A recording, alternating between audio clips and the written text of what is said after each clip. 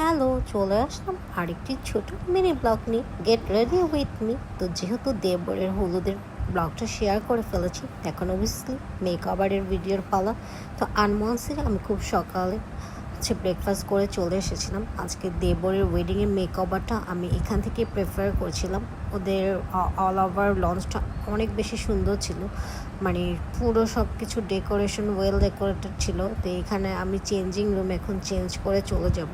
আমাদের pretty bride মাশাল্লাহ, সেও কিন্তু আজকে এখান থেকে মেকওভার করিয়েছে, তাকে কিন্তু অনেক সুন্দর লাগছিল। তো যে ফাইনালি আমার মেকওভারও ডান। আমাকে কেমন লাগছিল অবশ্যই কমেন্টস করে জানাবেন। তো এখন যাচ্ছিলাম চুল সেট করতে। এই যে চুলটা সুন্দর করে সেট করে দেবো। Hair is my final look.